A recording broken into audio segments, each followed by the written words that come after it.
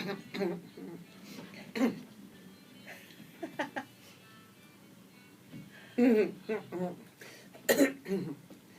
go.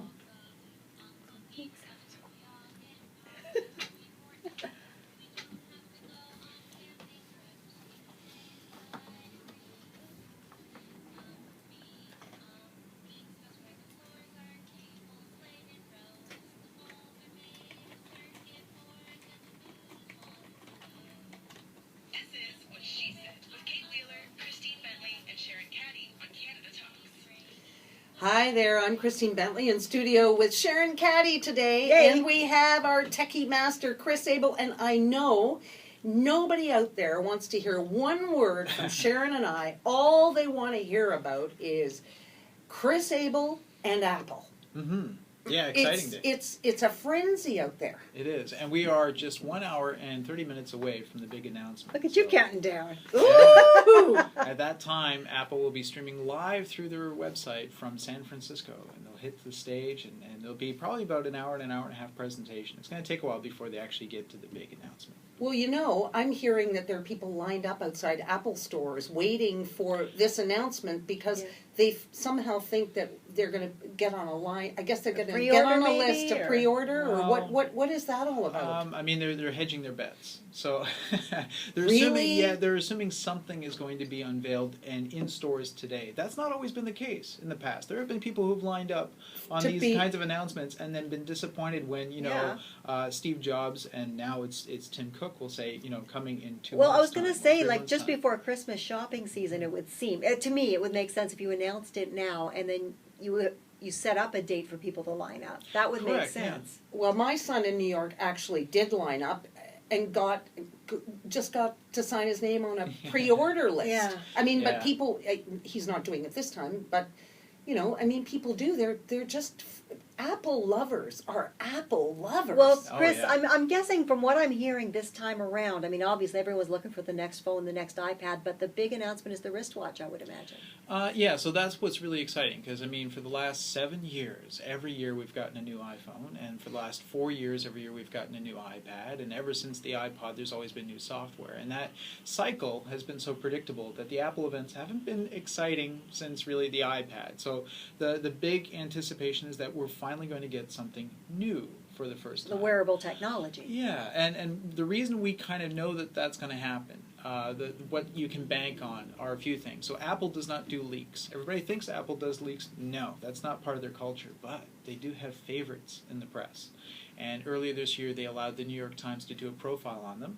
And although they never told the New York Times, they allowed the New York Times to say there will be a watch-like device that's coming. They didn't slap their hands for it, so that's a pretty good sign. The second thing is they hired Mark Newson, who is a legendary watch designer, to come work at the company. And then the third thing is that today's event, and you may not understand this, but unlike other press conferences, Apple does not allow anybody to just show up and attend these. You have to be invited. And in the past, you've had people from CNN show up with press credentials and get turned away at the door. You have to be invited. And so for the first time in history this year, fashion editors have been invited to come to today's event. So, yeah. That speaks kind of toward... Now, but am I mistaken? Hasn't somebody else come out with some kind of like a wristwatch or wearable technology? Is it like a Samsung or somebody has it? Yeah, Samsung has a device called the Gear. In fact, this has sort of happened before. So before the iPad, there were lots of companies, Microsoft, Lenovo, they all came out with their own tablets that didn't do very well. And it wasn't until Apple brought theirs out. And so that's what people have been waiting for because, again, all these smartwatches, we've had about a year of them from various different companies, and they just have not taken off. They've not been the next big thing. So the hope is that Apple will solve it and make it into this thing that we all desire, must have, and want. Okay, so for the techno-stupid like me, what would this watch involve? Like, what would it do for me? Well, there's a couple of possible areas they may explore. We know that Apple has already announced that they're going to add this Health Kit feature to their software. So chances are, since you're wearing it, it may measure things about your health. Heart rate monitor. Heart rate. And the other aspect being, of course, that Apple may want to continue to push communication. You've got all the features of the iPhone, some of those may map over, and Siri would make common sense to put it into this device.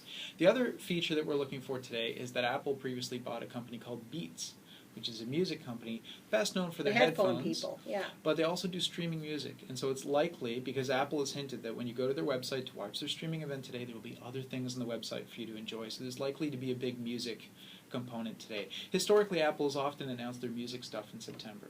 So it's likely this device may also do music as well. Well, Would, so, would it have a GPS maybe and tell you where you're going? I would hope so. Walking? Well, that would be very beneficial to Siri. Siri, of course, needs to be able to search your immediate area in order to be helpful, so that's likely. But I'm also going to put a little bit of breaks here for us Canadians, because historically, the very first iPod was not available in Canada. It wasn't really worth buying because it was basically a white brick that had poor battery life. The first iPhone was also not sold in Canada. And obviously the screen often broke. It was, the first iPad did not go on sale in Canada. It took a while before it came here. And so likely today's device, as exciting as we're all going to get, is likely not to be available in Canada. It'll probably take a while. And it's probably going to have some weaknesses like poor battery life. Always with these things, it's best to get the second or third generation, unless you're wealthy and you just want to enjoy the future before everybody else. So if I went to Buffalo, could I buy it? And could I? The only hitch would be if there's the need for a cellular contract. Right. Okay. So all that right. if it has to be something that you need to have an account with Bell or Rogers, then that's going to be the delay. Now the other thing I heard about, now I don't know if this is true, just something about that the glass on the iPhone may be better than what it has been, Well, it should less be. breakable. Yeah. So I think it goes back to the iPhone 4, maybe 3, that Apple started to use chemically treated glass because the earlier iPhones, as I mentioned, used to shatter a lot, and it was rated to be at the level of sapphire. But now they've come up with a stronger glass that I think they've decided to actually brand as being sapphire. And so this should be more resilient towards scratches and breaks. But again, not impossible if you throw it hard enough and at the right angle. It's my still gonna kids shatter. do. Yeah. Yeah, my kids have a 4S and a 5, and boy, you can shatter those babies no problem. I've Yeah. seen them. So if we're not in California, so for people who really want to hear it as it happens, where can they go and hear the announcement? Apple.ca will be putting it on their main website, as well as if you have an Apple TV, there's going to be an actual little Apple Events app where you can stream it and watch it live.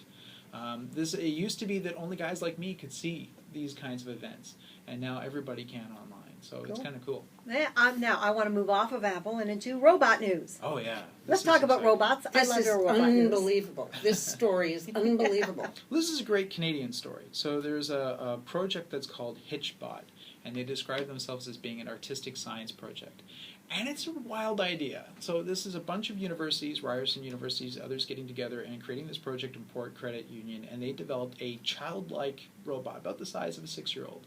That's kind of look campy. It looks like something that somebody built in their backyard. It's got sort of these 1950s style arms and legs, and it's got this dome for a helmet that looks like it's kind of like a garbage can, but it has advanced electronics, and it's got this LED face that's very friendly. And the idea was to see if you could trust people to take care of this robot and help it hitchhike across Canada along the Aw, Trans that's Canada cute. Highway. Oh, I know. And what's frightening about it is all they did was they placed it on the side of the highway with a sign that said Victoria or bust in Nova Scotia. Oh, that's and then funny. walked away and waited hoping that drivers would spot this on the side of the road and just put it in their car and carry it along towards its destination in Victoria, BC. Was there a camera on it? There was a camera for taking still photos, but not a video camera. So this is the thing. If you built this, you were just like a mother letting it go and having no control at all as to what has happened. There was no way they could monitor what people were doing with this robot. I'm just looking at the website here. He's cute. He's very The cute. website is hitchbot.me. And he's got little galoshes, and he's But very adorable. amazing that they wouldn't want to sort of document this journey. Well, part of it was privacy, so they couldn't, pass on people's details because you don't know what people are going to do with the robot. And really being a scientific experiment, they wanted anything to be possible, both good and bad. They could monitor it through GPS and monitor it, its systems in terms of it's been damaged or such. But literally what they were waiting for is for somebody to be interested in the robot, to have a conversation because it would chat with you while you're driving. You're kidding. Oh yeah, and then to depend upon people to take it on its journey and to see what happened. I think initially they thought this might take a year. It took 1 month to travel 6,000 kilometers across the country. There were 18 groups That's of drivers funny. that ended up picking it up. And yeah, and I mean, people, it's not just that you see it on the side of the road, you talk to it and it says hello in an electronic voice and explains what it needs you to do. Please, can you get me to the next station? But people have to pick it up and put it in their car, put a seatbelt on it, and drive it Aw. along. So I had a chance to talk to the team that worked behind it, and I couldn't believe it, the success. The fact that in 1 month people actually did bring it across the country, and that people were so friendly with it. When they got this machine back, it had stickers on it. People had bought it jewelry. Some of them had flip-flops. Some of the photos that they got were That's there funny. was apparently the robot had attended some wedding up in the mountains that they had, and then like they have no idea because they don't follow it other that's than funny. GPS or somebody sending them an email. So I talked to Dr. Fracazella, who is the co-creator of Hitchbot, and I asked her what was it about people that made this project successful, because it wasn't just defined about robots, but also our nature, why we can be trustworthy. So here she is with her explanation as to what facet of us made this possible. Essential is people, when they see a machine that can move by itself, they're intrigued. They want to know how it works. They want to understand how it works. And then, even if it has some anthropomorphic features or human-like features, then they're even more intrigued. They want to see, can I interact with it? Can I talk to it? There's a certain thing about robots, about this kind of technology, that makes people become really curious and interactive. Yeah, and the other component about it was, of course, that Hitchbot could tweet. And could Of course he eventually, can. Yeah, and believe it or not, managed to have 40,000 followers. So people were following the journey Wow. based on what few details that Hitchbot could do. But the other component was that as people picked up this robot, they would actually get information about the last driver that had Hitchbot, and they would share their experience. Oh, wow. And it became this wonderful thing. So I spoke to Alana Mager, who was in charge of running the social media campaign, and I asked her what they know about the kind of experiences people had with this goofy little robot. Here you go.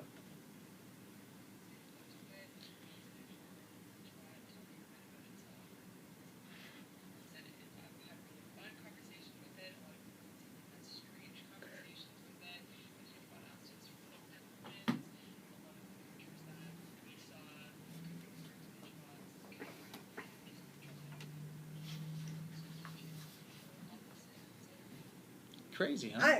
Is it bad though that my mind is going? I'm going back to the 70s and 80s with the hitchhiker horror films, and what would go horribly wrong if Hitchbot sprung a gasket and like went nuts? Oh. Okay, I wasn't thinking in that direction. I was worried. Well, okay, so the good news is Hitchbot does not have moving arms or legs. Okay, well, Oh, yeah. So Okay. they purposely made it a helpless little Neither thing. did Hal. But Oh. No. that's my warped mind. Anyway, there you go. Well, I mean, apparently, they describe him as being quite the chatterbot. He's cute. Oh. Yeah, and so I would imagine that some people might have flipped out on him while driving along if he was talking too much. But they had programmed him to be able to talk about That's TV cool. series and movies Aw. and have all sorts of conversations. That's so Great. cute. Yeah. So you're also going to tell us about designers who've got all these wearable gadgets. Well, this is kind of going back to the Apple story where Yeah. like you've got designers involved, and Yeah. it's not solely Apple that's doing this. Yeah, well, No. when shoes start to talk, flip-flops start to talk, then I'm They going to be in do. trouble. They say, Sharon, buy me, Yeah. buy me. Well, and that's what's exciting about today's event, because of course not only are we going to see a lot of people copying Apple in terms of whatever they unveil, but it's exciting for all the fashion world to get involved.